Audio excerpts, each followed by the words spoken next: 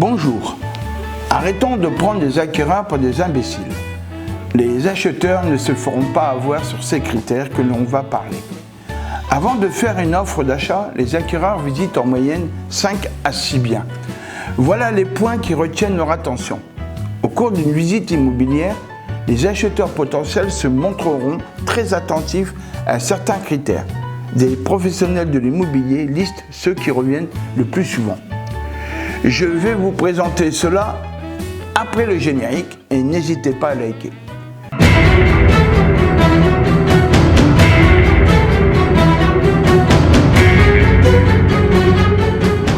L'orientation de la pièce de vie. La pièce de vie est la pièce conviviale par excellence. Les acheteurs potentiels y sont donc particulièrement attentifs. L'orientation de cette pièce est un critère qui relève davantage de l'affectif. Il n'empêche, les acquéreurs ont souvent des exigences. Une orientation plein sud ou sud-ouest.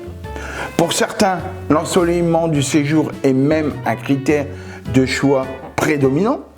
C'est une exigence d'autant plus regardée par les Français qui télétravaillent depuis leur domicile, donc qui passent beaucoup de temps chez eux. L'extérieur du bien. Quasi incontournable depuis la crise de Covid-19, l'extérieur du bien est l'un des premiers espaces que les acheteurs ont envie de découvrir lorsqu'ils visitent un bien. Disposer d'un balcon, d'une terrasse, d'un jardin a même été le moteur de nombreux déménagements post-confinement. Maintenant, l'état de la toiture. Ce n'est pas nouveau.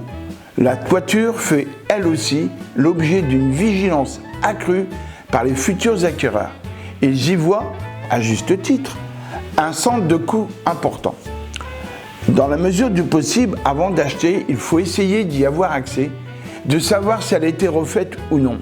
Si elle est en mauvais état, ce n'est pas forcément une mauvaise nouvelle, mais il faut avoir anticipé le coût des travaux. Attention, ce défaut peut constituer une arme de négociation avec le propriétaire du bien. L'installation électrique. C'est non seulement un critère clé en matière de confort, mais aussi de sécurité. Pas étonnant donc que les acquéreurs y soient particulièrement attentifs dès le début de la visite. L'écrasante majorité des acheteurs questionnent les vendeurs ou les professionnels, mais encore faut-il que ces derniers aient les connaissances nécessaires, fermez la parenthèse, sur la conformité de l'installation électrique, même s'ils se voient remettre un diagnostic appelé état de l'installation intérieure de l'électricité si cette dernière a plus de 15 ans. Les acquéreurs regardent surtout le tableau électrique qui donne une bonne indication de l'état général de l'installation et vérifient qu'il est bien équipé d'un disjoncteur différentiel, le petit carré. La performance énergétique. Sans surprise, l'étiquette énergétique est un critère très vite regardé par les acquéreurs, notamment ceux qui se projettent dans l'ancien.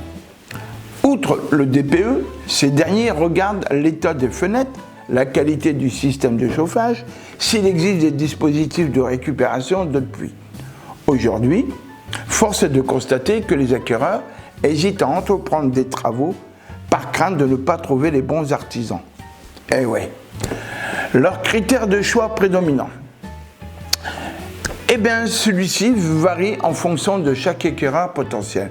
C'est le critère numéro 1 qui peut être la pièce de vie, la cuisine, le garage, le jardin, la piscine.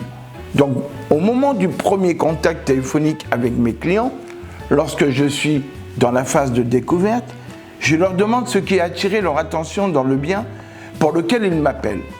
S'il s'agit de la piscine, je débuterai et terminerai la visite par cet espace-là pour maximiser l'effet waouh. Donc, maintenant, je pense vous avoir attiré l'attention sur ces points, que vous soyez acquéreur ou vendeur. N'hésitez pas à liker en dessous et à vous abonner et à très bientôt.